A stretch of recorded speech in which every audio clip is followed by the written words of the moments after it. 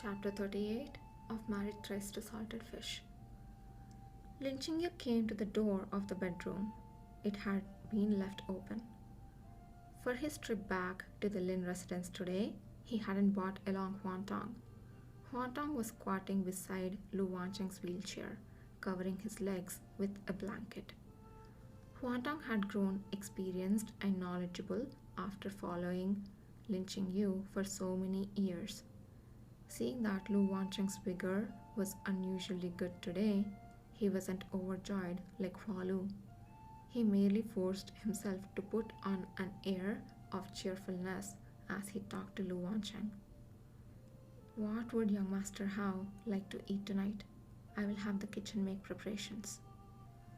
Lu Wancheng thought about it and said, I want to eat plum cake. Huan Tong said in a hoarse voice, All right. What time is it? Lu Wancheng asked, turning to the direction of the wardrobe. Lin Chingyu followed and looked at the wardrobe too, but couldn't find anything special. Huan Tong said, Shenshi is over. Why hasn't your young master come back yet? He should be here soon. Young master said he will be back for dinner. Lu Wancheng kept looking in that direction, a little worried. Hurry up. Lin Chingyu withdrew. In the yard, Hua Lu was still humming a little tune. The tune was brisk and melodious. She turned around and saw Lin Chingyu standing at the door. She said, puzzled, Shaojun, why haven't you gone in yet? Lin Chingyu came back to his senses and said, Hua Lu, lend me your makeup box. Lin Chingyu had only ever put on makeup once in his life, on the day he married Lu Wancheng.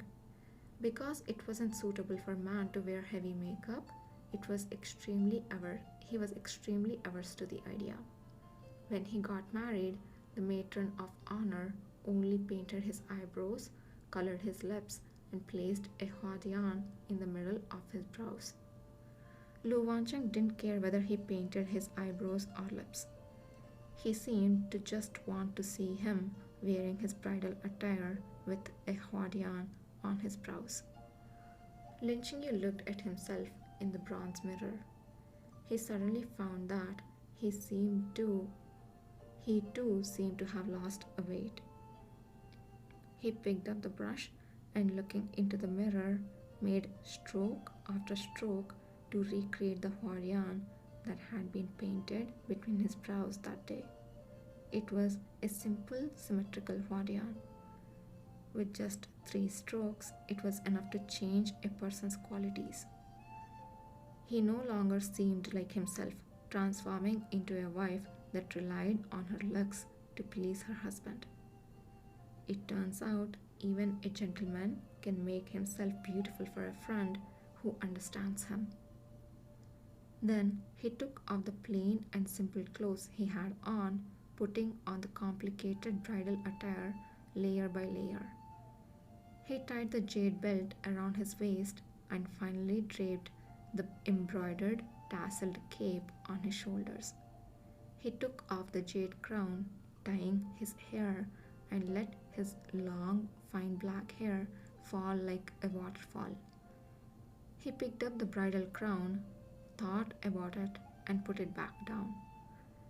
It was already enough. In the end, he was sending him off, not marrying him. Young master? Huan Tong's voice came from outside. Young master, are you back? Before Lin Chingyu could answer, Huan Tong rushed in and was stunned when he saw him. Lin Chingyu stood up, the back of his wedding dress dragging against the ground. He didn't have a crown on his head, and he simply let his long hair hang down naturally. When he lowered his head, his hair blocked half of his face. Huan Tong had never seen his young master look like this before, so bright and colorful, so made up. His every gesture was full of amorous feelings. He stayed dazed for a while, until Lin Chingyu walked in front of him, Only then did he slowly come around. Young master, why are you? Lin Qingyu asked. Where is young master Hao? Young master Hao thought that young master hadn't come back yet, so he said he was going to wait in the yard. Huantong remembered what he was here for, and his voice grew choked. Young master Hao, he... I know. Lin Qingyu was unusually calm. Have them prepare dinner. Tonight, you and the others don't need to serve by our side. Bridal attire or wedding dresses were heavy and inconvenient to wear. If you weren't careful, you might step on the hem. In order to get to Lu Wancheng quickly, he had to lift up his skirt like a woman, walking through the silent corridor, quickly reaching the courtyard. Lu Wancheng, dressed in bright red clothes and a snow-white fox fur cape, sat in his long unused wheelchair that had been empty for a long time.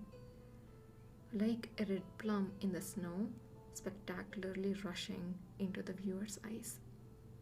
Today, Lu Wancheng was in high spirits.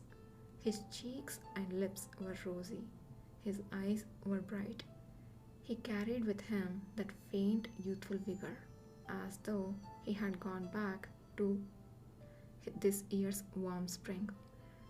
At that time, Lu Wancheng didn't have to sit in a wheelchair. He had even overestimated himself trying to carry him. If the clothes on Lu Wancheng's body weren't that loose, and if his legs still retained feeling, he might have also thought that Lu Wancheng really was getting better. Lu Wancheng just sat there, waiting for him to come. Lin Qingyu opened his lips. Wancheng? Lu Wancheng's reaction was a little sluggish.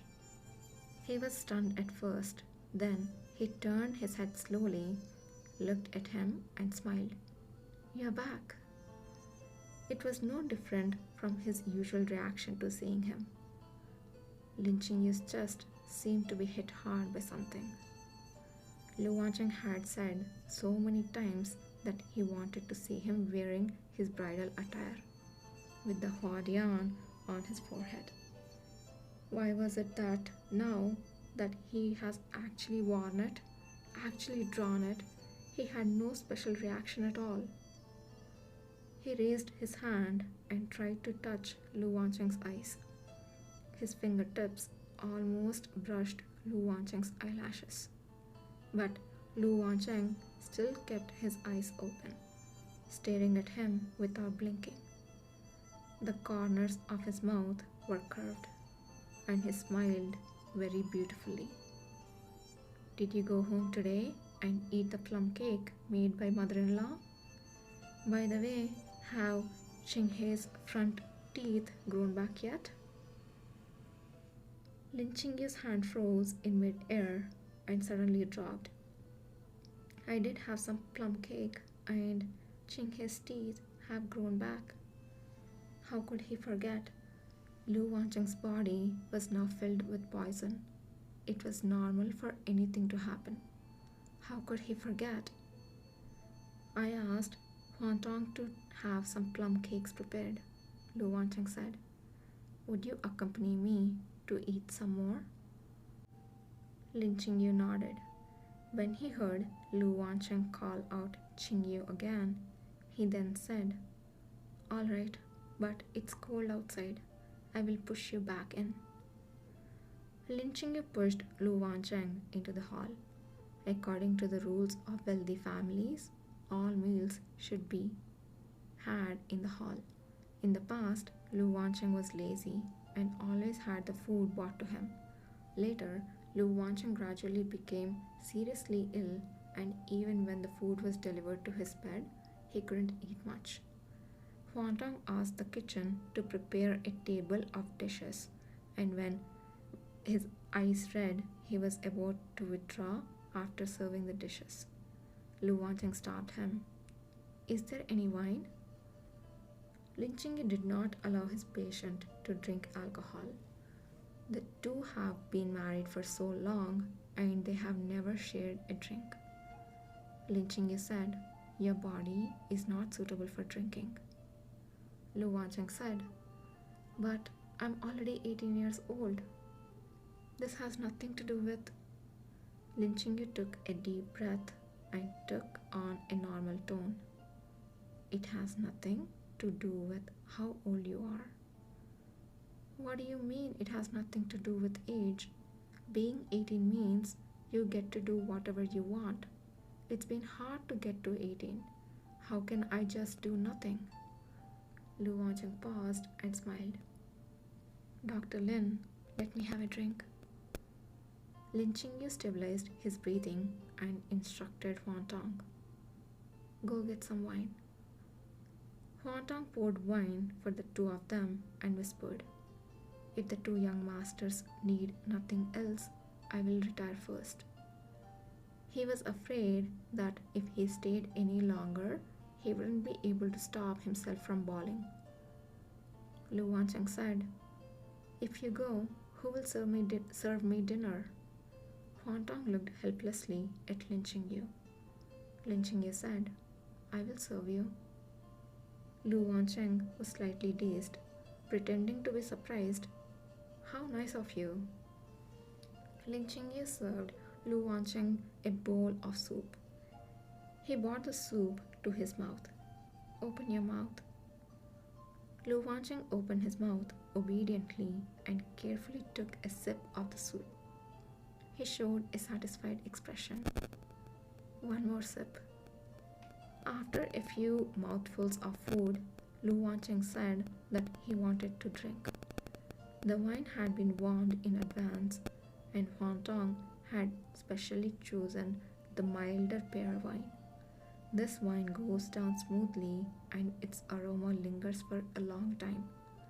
Lu Wancheng took a sip and said, "This is a good wine."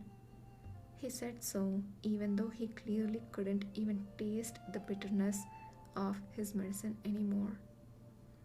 Lin Qingyu turned his head and couldn't bear to look at him. He heard Lu Wancheng ask him, "Qingyu, is this the kind of wine that we drank when we got married?"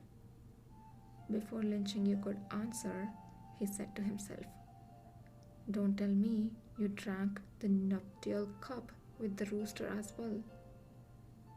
Lin Qingyu closed his eyes. "I don't remember." Lu Wancheng said, "Then treat it as though you drank it with me." Lin Qingyu restrained his emotions and opened his eyes again. The night outside the window was getting darker. Without him noticing, light snow had begun to fall. Fluttering snowflakes fell to the ground. The snow and the moon were all entirely white. This was the first snow of winter. Lin Qingyu felt a hint of joy in his heart. He remembered that Lu Wancheng had said that he wanted to see him standing in the snow, holding an umbrella, his cheeks dyed red by his clothes. "Wancheng, it's snowing outside. Do you want to go and..." The word "see" was stuck in his throat. He couldn't say it.